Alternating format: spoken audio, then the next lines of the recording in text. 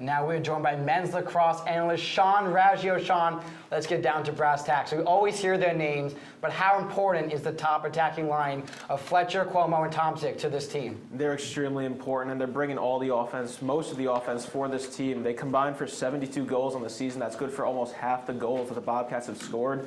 They keep finding ways to score, and they have combined for over 100 points on the year. And if you have your big three guys doing that, then it makes it a lot easier for the guys in the back and the guys in the midfield to play their game and not have to force and attack forward on every single possession. And how big has Joe Sikoskis, known by his teammates as Zucchini, been since taking over the starting role for the Bobcats? He's been huge, and I've been thinking about, when I hear Joe Sikoskis, I think clutch, and he's exemplified that. He's got a winning record this year. He's 7-3 on the season. He's got more saves than he has goals against. That's 94 saves to 82 goals against.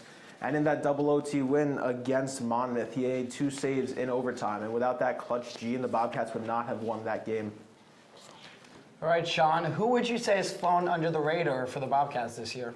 All right, I got 2 names in mind. The first one, Brian Feldman. You heard a lot about him at the beginning of the season. He scored his 100th goal of his career. But since then, who have you heard about? Jake Tomczyk, Foster Cuomo, and Mike Fletcher. Feldman has 23 goals on the year, and while he is, I'm pretty sure, 4th on the team in points, it's just you don't hear a lot about him. And as well, Matt Frost has been having a great year under the radar. He's setting a career high for himself in goals with 15 and points with 20. And even head coach Eric Feketa had something to say about him after senior day against Canisius.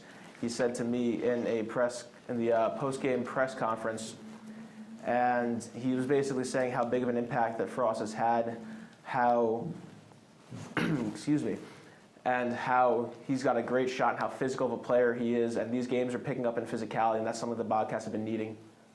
Now looking ahead, Sean, what do these Bobcats need to do to win the MAC tournament? They need to shore up their defense. They've had a couple games late where they've let their defense slide. The game against Canisius on senior day, they gave up several goals in the 4th quarter, and while they had a big enough lead, they scored a season-high 19 goals on the season. You don't want that to happen late in the game. You want to keep the pressure up, and you want to keep forcing. You want to keep fighting. You don't want to give it and just play in your own zone and allow the other team to get goals. And just as I said, as I was alluding to there, just keep your foot on the gas. Keep attacking. Just keep attacking.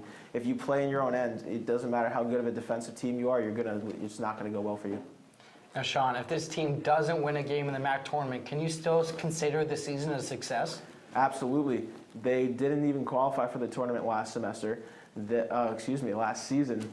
They clinched the #1 seed this season, and they did it by beating Monmouth, the previous MAC champions. They went from 1-5 in the MAC to so far 5-0 with a chance of having a perfect MAC season.